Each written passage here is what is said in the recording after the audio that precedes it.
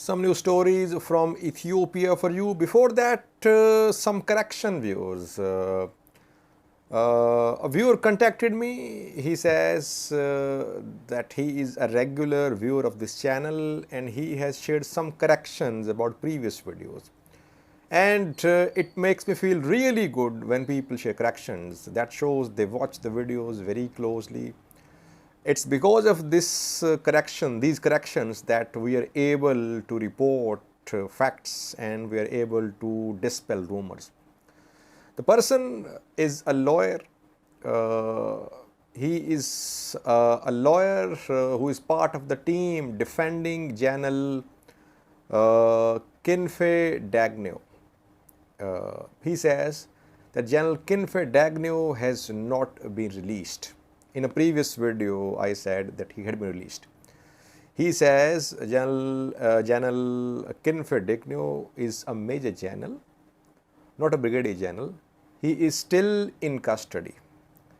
Charges have not been dropped against him so far.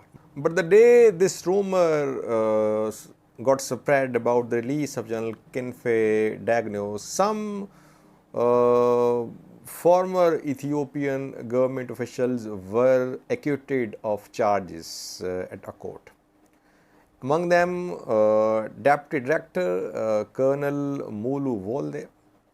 Secondly, General Dagnew's sister Shasho Dagnew. And thirdly, Engineer Asif Asnake, who was Director of Ethio Electric Utility EEU. They were acquitted of charges. So that is why perhaps rumors were spread that General Kinfe Dagnew had been released. He has not been released so far. Secondly, he has shared some information about Maikadra massacre. Again, he is representing a team of lawyers about this case. He is representing Tigrayans there. He says that so far, Ethiopian government prosecutors have charged 202 suspects and 22 have appeared before the court. Prosecutors are not naming Samri Group, TPLF or Tigray in their charges. And secondly, he says that the tally which is being claimed by prosecutors of casualties is 229. Prosecutors say 229 ethnic Amharas were killed in Maikadra in the second week of November 2020. But so far, prosecutors have provided names of only 45 individuals. Total killed, according to prosecutors, 229, mostly unknown. Only 45 names have been provided by prosecutors. Then court ordered exhumation examination of the dead bodies. And after exhumation examination, 2 names have been confirmed so far. So out of 229 victims, 2 to 5 have been identified so far. He says Tigrayans were killed as well in Maikadra. He has shared lots of documents with me which I have studied. Thank you for sharing this information. Yes, it's very important that people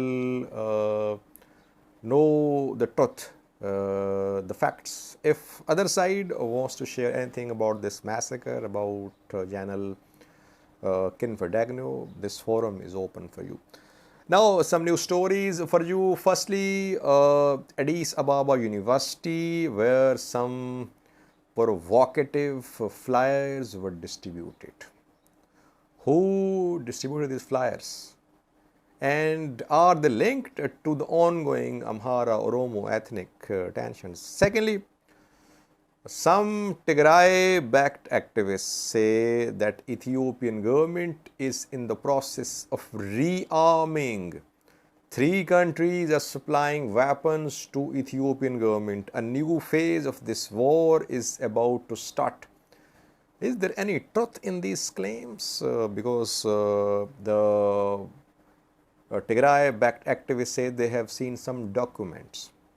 And lastly, a video clip of Dr. Tedros, WHO head, who spoke a few hours ago about humanitarian crisis in Ethiopia, especially in Tigray. First, we know that at Addis Ababa University, tensions have been rising for days. We have seen clashes there between Amhara and Oromo students. Some were injured. We saw clips of fiery speeches. Police intervened. Tear gas shells were fired. Dozens of students have been arrested.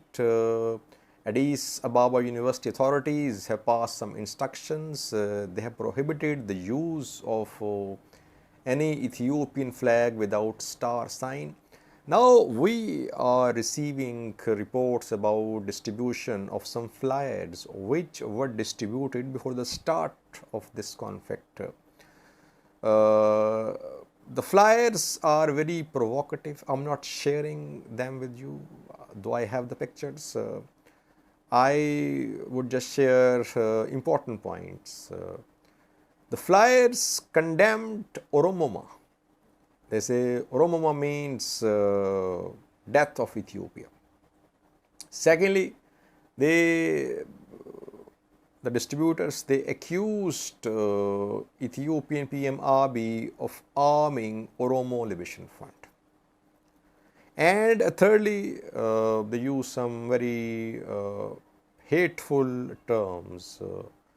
I won't repeating the terms. And then they talked about Addis Ababa city as well, that all Ethiopians own this city. We know that Kinfe Addis Ababa is a source of controversy, the ownership of this city between Amharas and Oromos.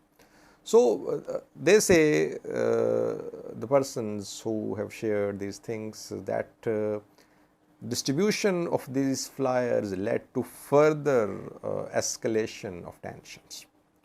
Other side is also sharing some information. These flyers which I mentioned, they were shared by reportedly Amhara students. Oromo students also shared some material. They told Amhara students not to wear any t-shirts with pictures of Emperor Menelik, and they told them not to wear any Ethiopian flag without star sign. So both sides are involved in this conflict.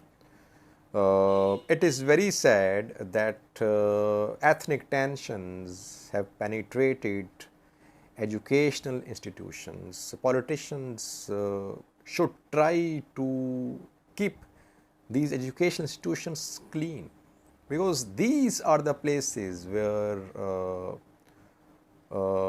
Ethiopian future is in the making. If Ethiopian future is so polarized, so ethnically biased and rigid, it would lead to complications in future. At least universities must launch a crackdown on all types of ethnic provocations. Thirdly, viewers, some Tigray-backed activists are claiming that Ethiopian government is in the process of rearming.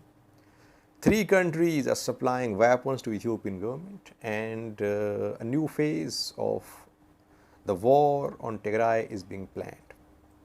The activists say they have seen some documents, but they have not shared any documents so far, firstly. Secondly, the 3 countries are Russia, United Arab Emirates and Azerbaijan.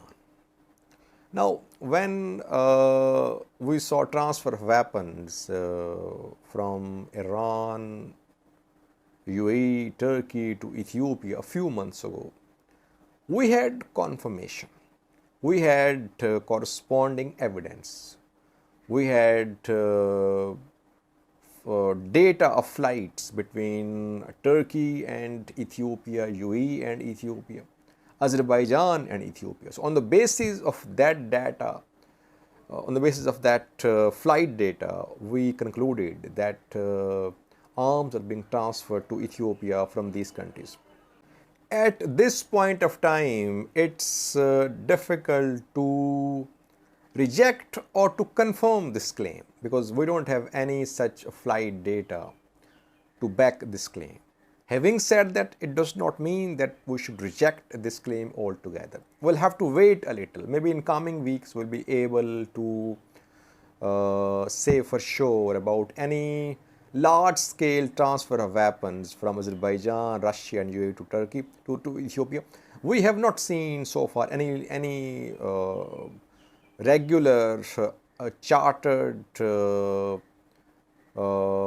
flights which are generally kept anonymous. They are not registered in aviation records.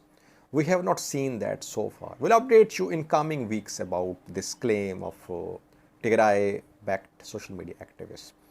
And lastly, viewers, a video clip showing Dr. Tedros, WHO head of World Health Organization at Tigrayans. He is the most powerful Tigrayan voice at international level. He spoke about humanitarian crisis in Ethiopia, especially in Tigray, a few hours ago. Take a listen to what he said. Thanks for watching. Ethiopia, 6 million people in Tigray have been under blockade by Ethiopian and Eritrean forces for almost 500 days, sealed off from the outside world. There is almost no fuel, no cash, and no communications. No food aid has been delivered since the middle of December.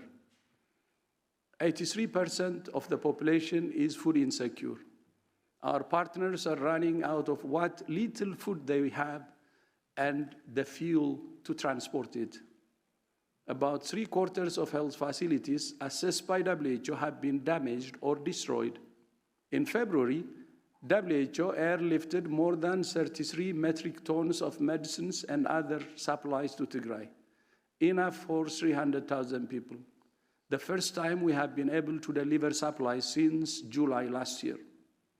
In the past 2 weeks, WHO and our partners have distributed supplies to 65 health facilities in Tigray.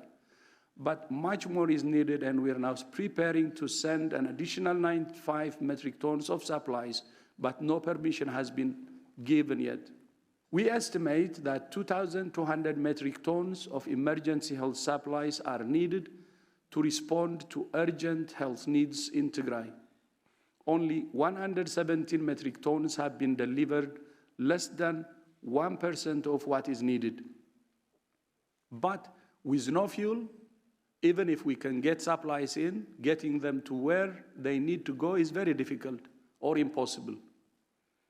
The humanitarian situation in the neighboring Afar region also continues to deteriorate, with tens of thousands of people displaced and in need of food, shelter, and health services. But while the neighboring regions of Afar and Amhara are also affected, we have had far better access to those two regions than we have in Tigray.